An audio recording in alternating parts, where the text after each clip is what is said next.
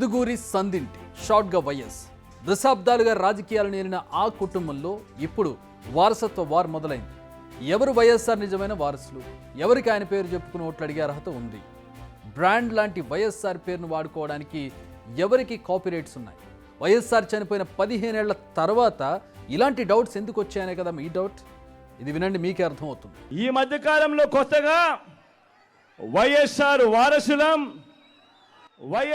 వారసులమని మీ ముందుకు వస్తా ఉన్నారు.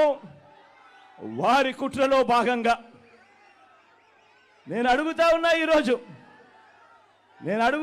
ఈరోజు మీ అందరి సమక్షంలో, ఆ మహానేతకు ఎవరు వారసులో చెప్పాల్సింది ఎవరు అని అడుగుతా ఉన్నాను.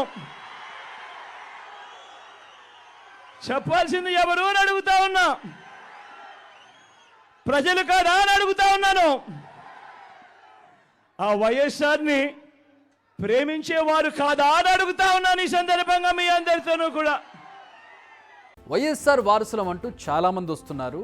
మరి ఆ మహానేతకు వారసులు ఎవరు అని చెప్పాల్సింది ప్రజలు అంటూ సీఎం పులివెందుల గడ్డపై నుంచి ఇచ్చిన పిలుపు ఇది. ఇప్పుడు ఏపీ పాలిటిక్స్లో ఓ ప్రకంపనలని సృష్టించిందని చెప్పాలి ఈ లైన్. నిజానికి వైఎస్ఆర్ ఎవరి మనిషి, ఎవరి వర్గం? వైఎస్ఆర్ జీవితకాలం మొత్తం కాంగ్రెస్లోనే పనిచేశారు. సో ఆయన కాంగ్రెస్ మనిషి అనేది ఆ పార్టీ నేతల వాదన. ఆయన చనిపోయిన తర్వాత మహానేతకు అవమానం చేశారు. అనేక కేసుల్లో ఆయన పేరును కూడా చేర్చారు. కాంగ్రెస్ పార్టీ కాదు, ఆయన వైసీపీకి చెందిన వారు అనేది ఆ పార్టీ నేతల వాదన. ఇది కొన్నేళ్ల క్రితం వరకు నడిచిన పంచాయతీ. ఆ తర్వాత కాంగ్రెస్ కనుమరుగైపోయింది. ఈ వివాదం కూడా సమసిపోయింది. కానీ ఎప్పుడైతే ఏపీ పాలిటిక్స్లోకి మళ్ళీ షర్మిల ఎంట్రీ ఇచ్చారో అప్పుడు మొదలైంది అసలైన వారసుల వారు. మొన్నటి వరకు పార్టీల మధ్య ఉన్న వివాదం కాస్త ఇప్పుడు ఇంట్లోనే మొదలైంది. ఎన్నికల ప్రచారం నిర్వహిస్తున్న షర్మిల 10 మాటలు మాట్లాడితే అందులో 4 సార్లు వైఎస్ఆర్ పేరు వినిపిస్తోంది. తానే అసలు వారసురాలనంటూ బహిరంగంగానే చెబుతున్నారు షర్మిల. గడప గడపలో వైఎస్ షర్మిల అడుగు పెట్టినప్పటి నుంచి 2 విషయాలు వినిపిస్తున్నాయి. ఒకటి, తానే అసలు వైఎస్ఆర్ వారసురాలని. రెండోది, చిన్నాన్న వైఎస్ వివేక హత్య కేసు. ఆమె ఎన్నికల ప్రచారం మొత్తం ఈ 2 అంశాల చుట్టే తిరుగుతోంది. ఇన్నాళ్ల పాటు ఈ విషయాలపై సైలెంట్గా ఉన్న సీఎం వైఎస్ జగన్ ఇప్పుడు అసలుకే మోసం వస్తుందనుకున్నారో, లేక వైఎస్ఆర్ అసలైన వారసునని తానే అని ఒకసారైనా చెప్పాలనిపించిందో కానీ ఇప్పుడు బర్స్ట్ అయ్యారు. చెల్లి, చిన్నాన్న అనే కనికరం లేకుండా తీవ్ర విమర్శలు చేశారు. వైఎస్ అనే పేరే కనపడకుండా చేయాలని కోరుకుంటున్న వారందరితోనూ కలిసిపోయి ఆ దిశగా అడుగులు వేస్తూ ఆ కుట్రలను అమలు చేస్తా ఉన్న మన శత్రువుల చేతులతో చేతులు కలిపి వారి పార్టీల్లో చేరిపోయిన వీరా వైఎస్ఆర్ వారసులు అని అడుగుతా ఉన్నాను. ఒక్కటి ఆలోచన చేయమని కోరుతా ఉన్నా మీ అందరితో కూడా. వైఎస్ఆర్ గారు బతుకున్నంత కాలం ఎవరితో పోరాటం చేశారు అని చెప్పి ప్రతి ఒక్కరూ కూడా ఆలోచన చేయమని కోరుతా ఉన్నా.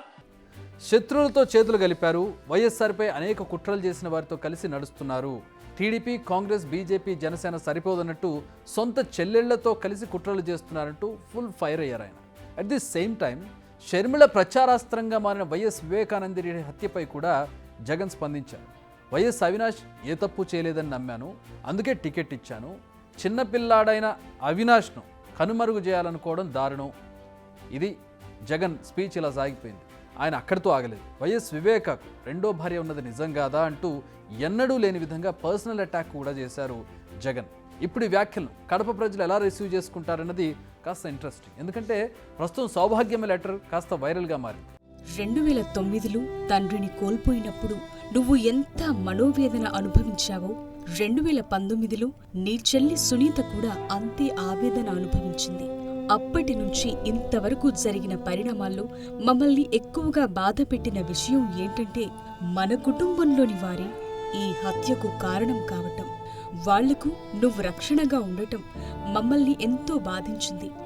నిన్ను సీఎంగా చూడాలని ఎంతో తపించిన చిన్నాన్నపై నీ పత్రికలు, నీ టీవీలు, నీ సోషల్ మీడియా, నీ పార్టీ వర్గాలు తీవ్ర రూపంలో మాటల్లో చెప్పలేని విధంగా హేళన చేయటం, వ్యక్తిత్వ హననం చేయించటం మీకు తగునా? న్యాయం కోసం పోరాటం చేస్తున్న నీ చెల్లెళ్లను హేళన చేస్తూ, నిందలు మోపుతూ, దాడులకు కూడా తెగబడే స్థాయికి కొంతమంది దిగజారుతున్నా నీకు ఏమాత్రం పట్టటం లేదా? సునీతకు మద్దతుగా నిలిచి పోరాడుతున్న షర్మిలను టార్గెట్ చేస్తుంటే నిమ్మకు నీరెత్తినట్లు ఉండటమేంటి? కుటుంబ సభ్యునిగా కాకపోయినా రాష్ట్ర ముఖ్యమంత్రిగా ఇదేనా నీ కర్తవ్యం? ఇంకా బాధించే అంశమేంటంటే హత్యకు కారకులైన వారికి మళ్లీ ఎంపీ అభ్యర్థిగా అవకాశాన్ని మీరు కల్పించటం. ఇది సమంజసమా? ఇలాంటి దుశ్చర్యలు నీకు ఏమాత్రం మంచిది కాదు. ఇది నీకు తగినది కాదు అని విన్నవించుకుంటున్నాను. సౌభాగ్యమ్మ సూటిగా ప్రశ్నిస్తున్నారు. సీఎం జగన్ను నిలదీస్తున్నారు. ఇదేనా నీ బాధ్యత? ఇదేనా నువ్వు చేయాల్సింది అంటూ నిలదీస్తున్నారు. ఇప్పుడు ఈ లెటర్ వైరల్గా మారింది, ప్రజల్లో సర్క్యులేట్ అవుతోంది. ఈ హత్య కర్త కర్మ క్రియ మొత్తం అవినాష్ రెడ్డి అంటున్నారు వివేక కుటుంబ సభ్యులు. షర్మిల కూడా దీన్నే బలంగా నమ్ముతూ తాను గెలవడానికి దీన్నే ప్రచారాస్త్రంగా మార్చుకున్నారు. వివేక భార్యేమో కుటుంబంలో ఒకటిగా కాకపోయినా సీఎంగా న్యాయం చేయాలంటున్నారు. కానీ సీఎం జగనేమో హత్యకు అతనికి సంబంధం లేదు కాబట్టి టికెట్ ఇచ్చానంటున్నారు. ఇక బొత్స సత్యనారాయణ వ్యవహారంపై తీవ్ర విమర్శలు చేశారు షర్మిల. అసెంబ్లీ సాక్షిగా వైఎస్ రాజశేఖర రెడ్డిని తిట్టిన బొత్సతో పాటు పెద్దిరెడ్డి, విడదల రజని, రోజా ఇలా వైఎస్ఆర్ను తిట్టిన వారందరికీ జగన్ పెద్దపీట వేశారంటున్నారు షర్మిల. వైఎస్ఆర్కు ద్రోహం చేసింది వారంటే వారని ఎన్నికల ముందు పరస్పర ఆరోపణలతో హీట్ పెంచుకుంటున్నారు అన్నాచెల్లెలు. మరి కడప ప్రజలు ఎవరి మాటలు నమ్ముతారు, ఎవరిని గెలిపిస్తారనేది ఇక్కడ బిగ్ క్వశ్చన్. మొత్తానికి వైఎస్ వారసుల వార్ ఇప్పుడు పులివెందుల గడ్డపై అంటే సొంత గడ్డపైకి చేరింది. అది కొత్త రాజకీయ చరిత్రను లిఖిస్తుందన్న టాక్ అయితే వినిపిస్తోంది. ఫోన్ ట్యాపింగ్ కేసు, ఎన్నో ట్విస్టులు, అంతకుమించి అరెస్టులు, ఎస్ఐ నుంచి మొదలు పెడితే ఐజీ రేంజ్ అధికారి వరకు ఫోన్ ట్యాపింగ్ కేసులు ఇరుక్కున్నారు. వీరందరూ చెప్పిన ఏకైక పేరు గతంలో స్పెషల్ ఇంటెలిజెన్స్ బ్యూరో చీఫ్గా పనిచేసిన ప్రభాకర్ రావు. ఇప్పుడు ఆ పెద్దరావు గారిని పట్టుకునేందుకు పోలీసులు కీలక నిర్ణయం తీసుకున్నారు. ఇప్పుడు ఈ నిర్ణయం ఎవరి తలరాతలు మారుస్తుందనేది కాస్త ఉత్కంఠగా మారింది.